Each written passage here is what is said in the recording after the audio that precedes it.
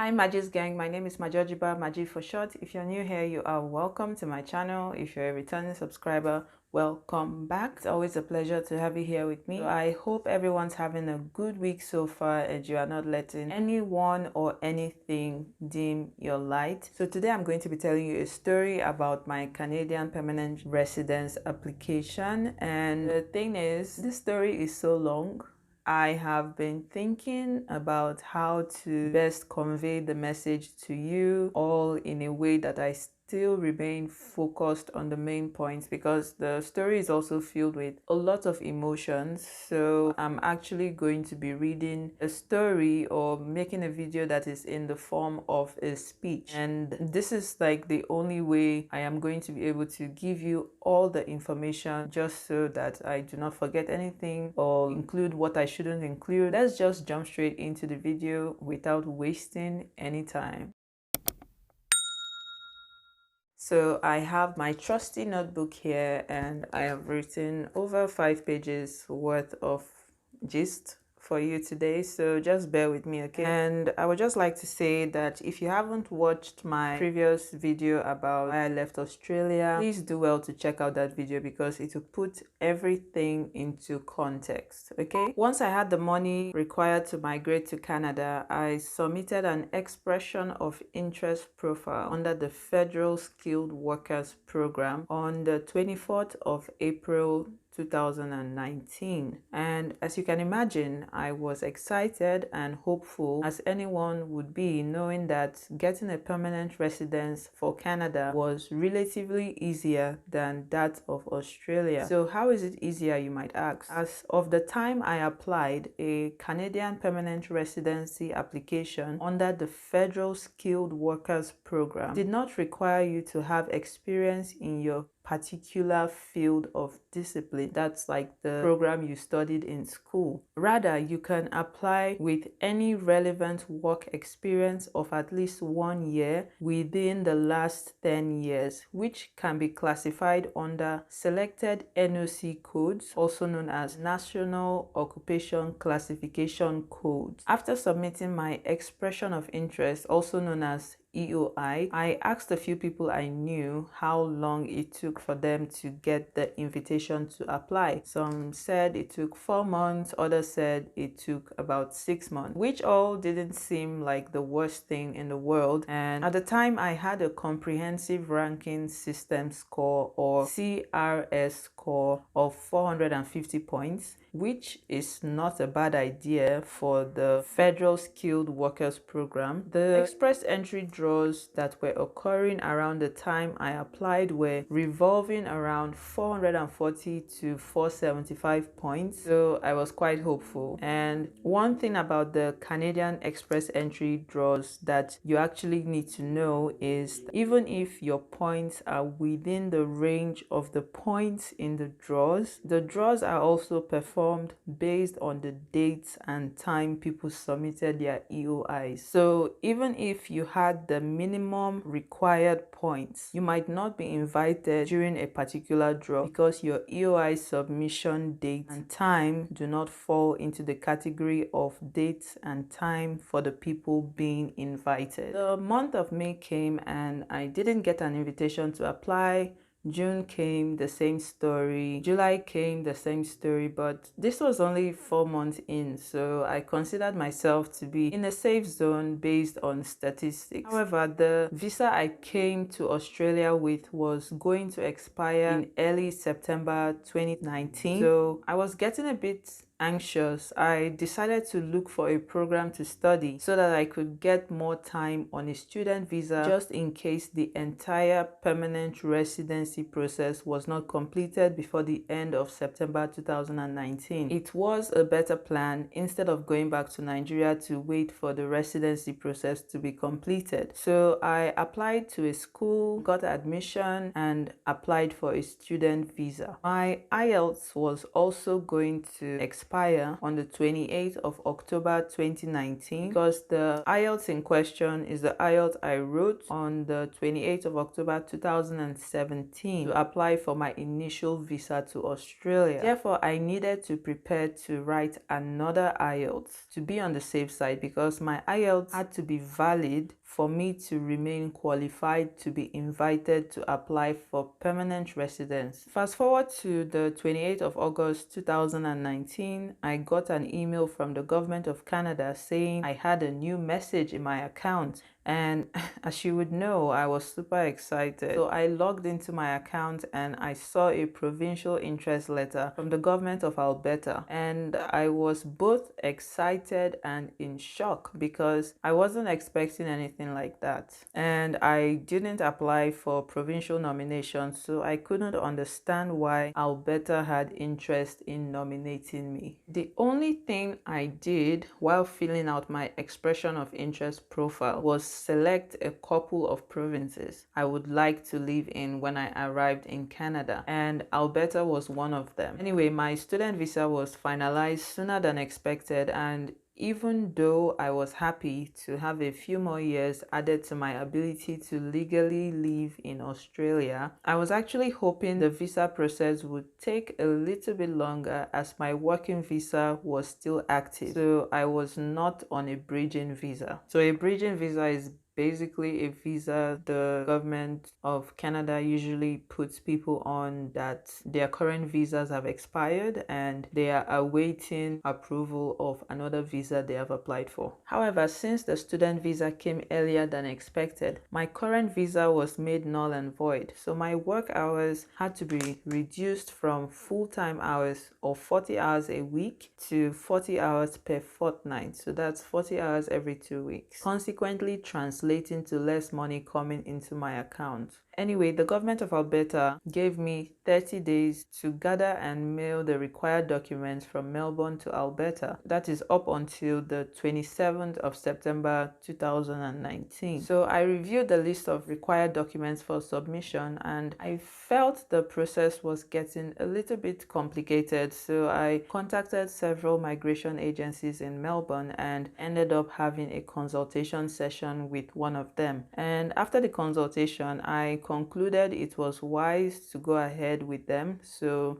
I paid them a whopping non-refundable amount of 3,365 Australian dollars as a so-called fee for the entire process until I land in Canada. Few hours after making that payment, I received a call from someone. He introduced himself as my case manager and went ahead to say he would be handling my case. So he started the process of guiding me on what documents to gather for submission. So apparently I was assigned a case manager based somewhere in the Middle East.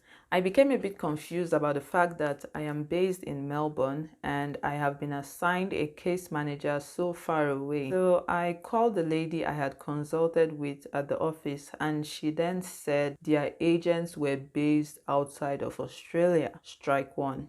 The next day, another agent in Dubai emails me saying he will be taking over my case. And I called the lady I consulted with again for clarification on what exactly was going on. And she said the other agent had more cases to deal with at the moment, so my file has been transferred. I was confused. Didn't she know he had more cases before assigning my file to him? Strike two. The new agent Sha started guiding me on what documents needed to be submitted, and I kid you not, there were a lot of documents. And there was even a document that required me to spell my name in my native language. So I needed to use the alphabets in my native language to spell my name. And that was probably one of the most confusing things to me at the time. During my process of gathering the documents, there was a time my so-called agent was unreachable for 2 days in a row. I would call, he wouldn't answer. I would send an email, he wouldn't reply. So I reached out to the lady I consulted with at the Melbourne office and she said she would call him and get back to me in a few hours. Towards the close of business that day, I had not received a call from her, so I called her office, but someone else answered and said she had gone home. So she had gone home. Oh, my people, the woman had gone home. So I honestly did not know what to think. I was angry, I was confused, and I was getting frustrated. For crying out loud, these people have just taken 3,365 Australian dollars from me of my hard earned money, and it was literally looking like someone was pulling a fast one on me. So on the third day he rose. No, he didn't rise again. Just kidding. On the third day the agent called me and gave no reason or apology for his disappearance. He literally acted like nothing ever happened and went ahead to ask me how far I had gone with gathering my documents. Strike 3. Finish him! At this point, I became angry, as expected, and I asked him, so I call you over and over again and you do not answer or call back. I send you several emails and you do not bother to respond, and you are now calling me days later and acting like you don't owe me an explanation. Do I look like a joke to you? Have I not paid for your services? Don't I need to get the value for my money? Is this the way you treat your other clients? He said I should calm down, and it wasn't like that. I said to him, look, it wasn't like what? If you're not going to be available to render your services, it was either I get a refund of the money I had paid, or I'm going to sue your company and make sure you never processed another immigration document in Australia again. For crying out loud, I was given only 30 days to gather and submit all the required documents, you know, and in a snap of the finger, 30 days is over.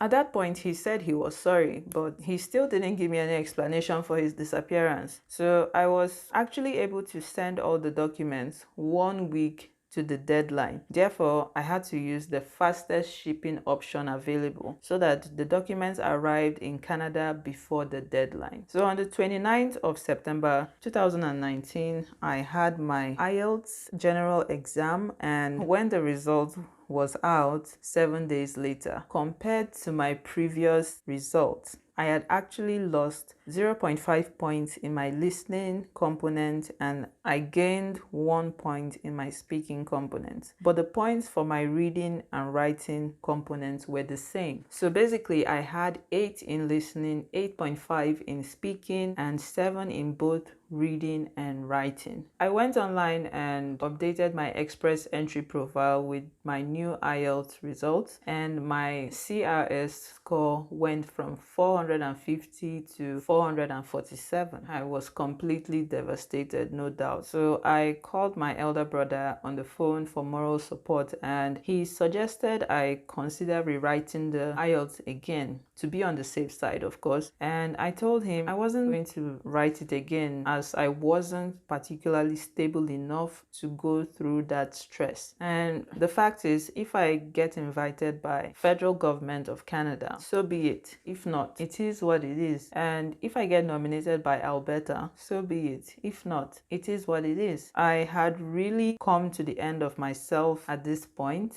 I emailed the government of Alberta my new IELTS score so that their records would be updated, and I didn't get a response from them, so the waiting game continued. Fast forward to the 5th of November 2019, I received another email from the government of Canada saying I had a new message in my account. So I logged in with excitement, and there was a provincial nomination letter from the government of Alberta. I was so excited. I danced around my room for a while singing and thanking God. This meant 600 points would be added to my comprehensive ranking score of 447 points, and I would have a total of 1,047 points. So I accepted the nomination as soon as I could calm myself down from all the excitement. So I was now in the Express entry pool with a total of 1,047 points. About a week later, I got invited by the federal government of Canada on the 13th of November 2019 to submit documents for the permanent residency application. I was given 60 days to gather and submit the required documents online. I had my medical examination on the 20th of December 2019, and I submitted all the required documents as well as paid the required fees online on the 23rd of December 2019. Upon submission of all my documents, my agent asked me to write a commendation letter for him to his boss. I was surprised at his request because the agreement I had with his company clearly stated that I was going to be taken care of until I landed in Canada. Plus, let's not forget the headache he had put me through already. Anyway, so I told him as calmly as was humanly possible that it was too soon for me to write anything of that nature. He wasn't too happy about that. On the 15th of January 2020, I got another email saying you have a new message in your account. And when I logged into my account, I saw a notification that said I had passed my medical examination. So there was also a letter authorizing me to book an appointment to get my biometrics done. On 17th of January 2020, layoffs were happening at work, and I happened to be part of the people that were made redundant. At this point, I didn't know how to cry anymore, so I said a prayer to God and found peace knowing that if He takes care of the birds of the air and the lilies of the fields, He would definitely take care of me, even though I couldn't see how at the time. I had school fees to pay, my car insurance to pay, rent to pay, as well as other personal needs. And even though I had money saved up to move to Canada in my account, it was kind of like the money didn't exist because the money was meant to serve a specific purpose. Anyway, I had my biometrics done on the 20th of January 2020, and the biometrics result was automatically transmitted to the government of Canada. So I started reaching out to job agencies for work, but COVID was upon us, so it wasn't really working out as a lot of businesses were downsizing. Same month of January, my car magically developed issues that required about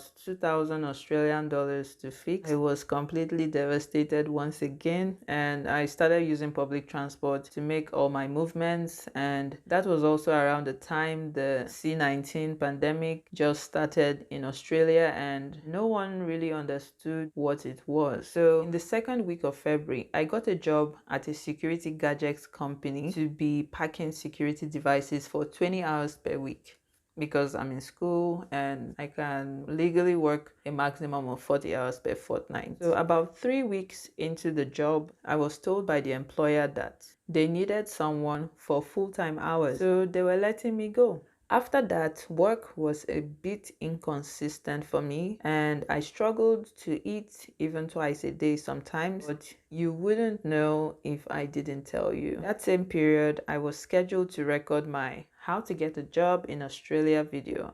And I honestly barely composed myself to record that video, talk less of editing the video, because in as much as I had planned that video out when I was still working my regular job in Australia, when I found myself in the situation I found myself in, it was really hard recording that video, because I felt like I wasn't in a good position to give people advice, because I was also in the process of looking for a job at the time. But I was able to compose myself and record the video and edit it and upload it. So I'm also glad I did, because I believe the video has also helped a lot of people, in as much as I was in a situation that I didn't like at the time with lack of job and everything. I know deep down that I was still the right person to make that video, and I am glad I put it out to help the people that it has helped. So after searching high and low to get my car fixed at a cheaper price, in March, someone I barely knew paid a mechanic to fix my car for me free of charge. Fast forward to May 2020, I got a steady 20 hours per week job on the sanitation team in a company. In the same month of May,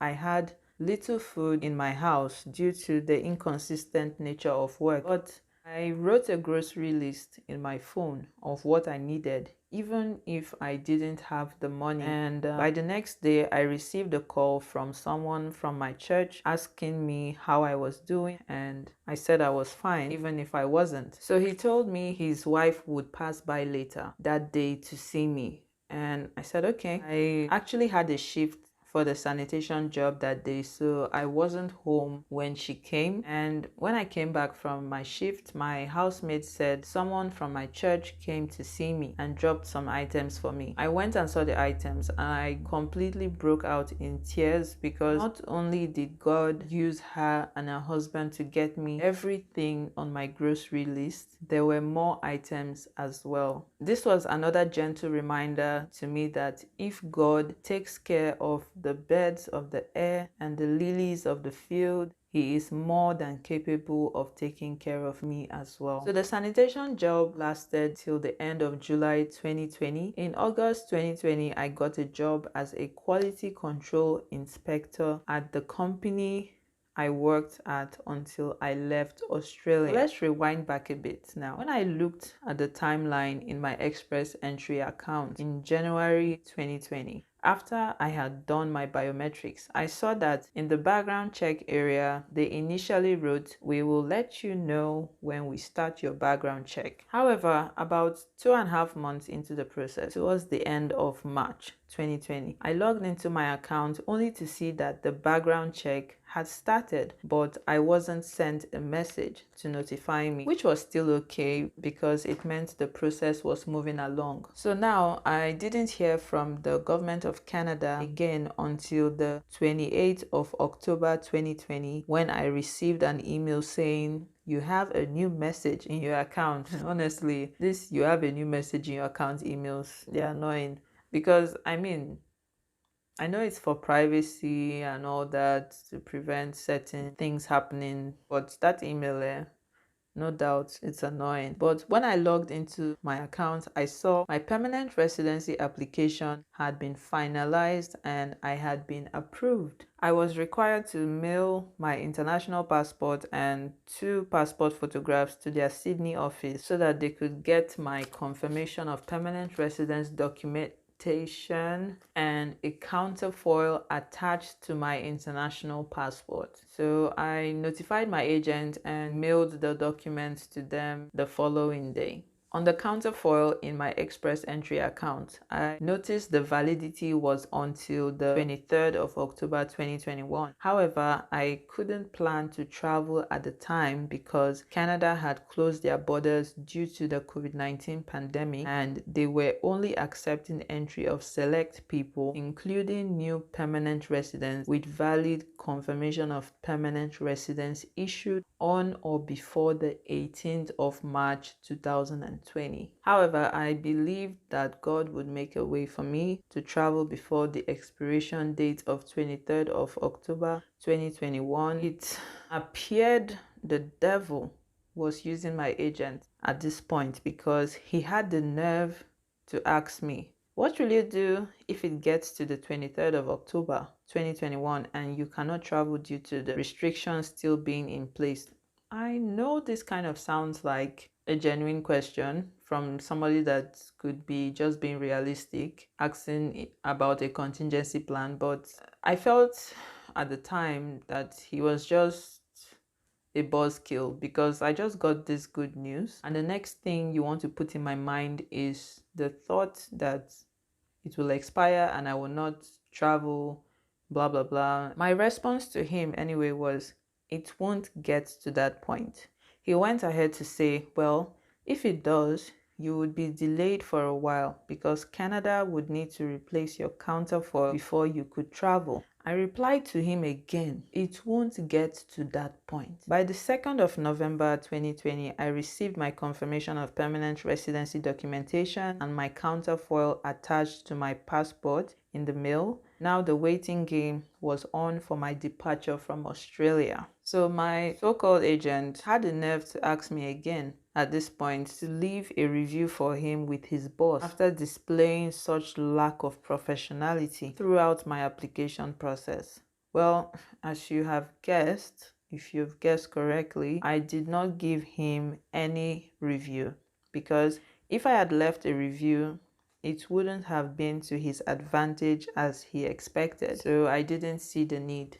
In as much as I wasn't happy with the way he handled my case, considering the amount of money they made me pay for their service, I do not derive pleasure in degrading anyone with words. I do not derive pleasure in tarnishing anyone's image. So that was why I didn't leave the review, because if I had given a review, it would have been negative. I had little positive things to say.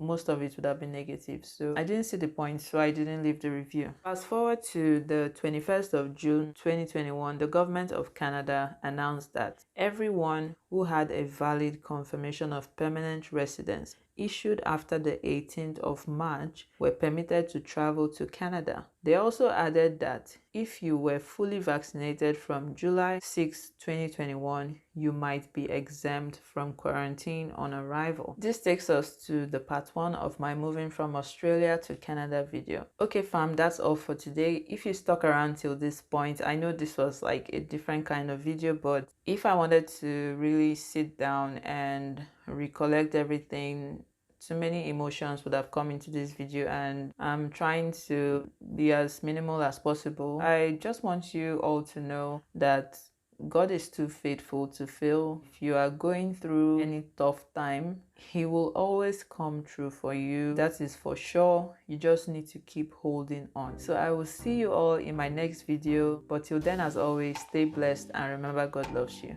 Bye.